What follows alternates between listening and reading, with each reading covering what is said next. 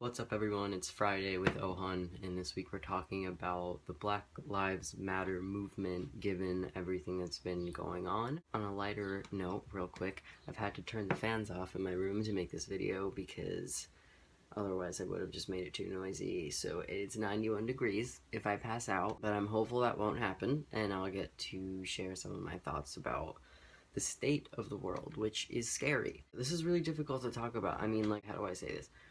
I'm not a member of the Black community, and so the way that it affects me is more pertaining to the like this.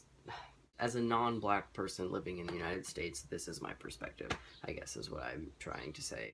I think it's really important to talk about things like racism versus systemic racism, because they're not the same thing. It's like the square and rectangle thing. Like, all racism is not necessarily systemic racism, but all systemic racism is definitely racism. I say this because I had posted something on my Facebook, just saying, like,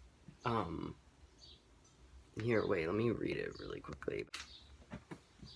Yeah, so this is what I wrote on my Facebook. I said, "It's taken me a minute to process everything going on, as it usually does. Pisces slowness. The news over the past few days, yes, has brought up issues that are intricately bound, perhaps inseparable: racism, gun control, white supremacy, patriarchy, to name a few.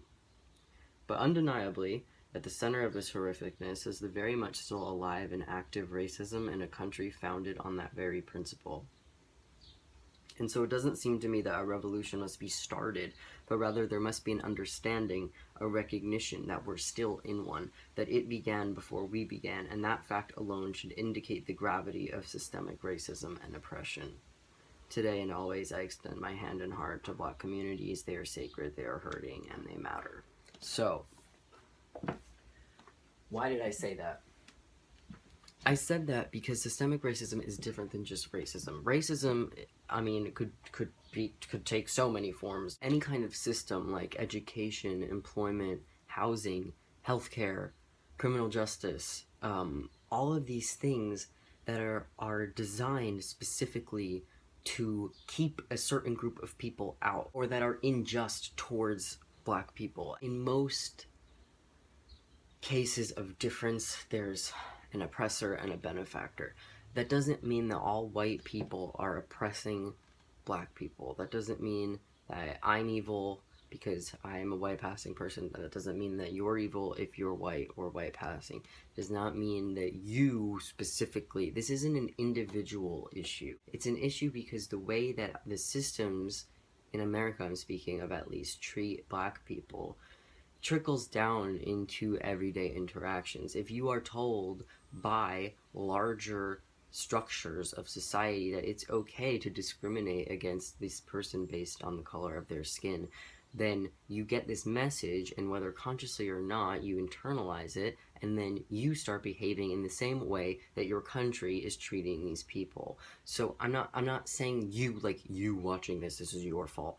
I'm just saying that the way that larger structures treat people of color has an effect on the way that individuals treat people of color. So, what does that mean? I'm saying that this is not, I am not attacking white people. People who are members of the Black Lives Matter movement are not attacking a singular white person, are not attacking white people collectively. I think, maybe they are, I don't know, but at least from my perspective, what I am challenging is the way that society is built, is the systemic racism, the way that it's built into society to already oppress and not benefit this certain group of people. Like, it's so purposefully intended to hurt rather than help Black communities, and I don't think it could be any more obvious. I mean, people are literally dying for doing nothing wrong. So I can't. I don't have words. I really don't have words. Whenever you call anybody out, or any kind of societal group out for their privilege, they're gonna come back at you and say things like, "How could you call me privileged? I had this happen to me in my life. I had this happen to me in my life. hardship does not equal systemic racism. Those are two different things.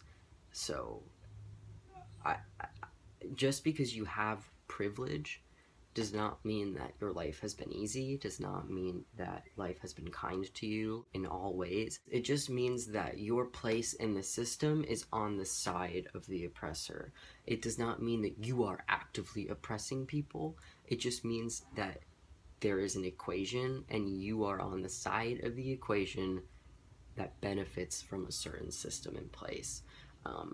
And if you can't own that and try to learn ways to change that and try to even just understand and empathize that, you know, there are people who don't benefit from the systems like you benefit from systems, like, I don't know, it's like, wake up. The last thing I'm gonna say before I go, the whole Blue Lives Matter movement, Blue Lives meaning cops, um, because cops were killed. Okay, this is the difference. It's not that one life is more precious than another life. That's never the case. It's that blue lives, meaning cops, that the blue aspect is a profession, it's an occupation, it's something you choose. You choose to be a cop, and it's something you can unchoose. You can take your uniform off and you are not a cop anymore in society, right? It's something you can put on and put off. I'm not saying it's easy, I'm just saying it's a choice, whereas being black is not a choice, and it's not something you can take on and take off in society. It's just you.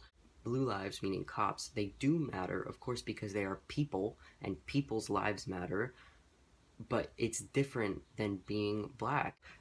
If people can't see that it's different, then that's the problem. That's part of the problem. It's not a contest of whose life matters more, or if this life matters then this life doesn't matter. No, I think it's understood because we are advanced in our thinking that everybody's life matters, and that's true, but everybody's life is not created equal, regardless of what our Constitution says.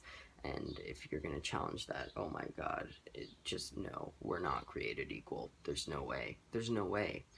You're born into a certain circumstance, you're born into a certain class, you're born into a certain race, you're born into a certain culture, you have a gender thrown at you. I would enjoy also you sharing resources with me and how to be a better ally, to black communities. I will share the one that I have, and I hope we can have a good discussion. There's a lot of healing that needs to be done, and I stand with black communities, in whatever way is helpful to them. I want to know how to be helpful and how to better educate myself. So I love you guys. Thank you for listening and watching, and I will see you next time.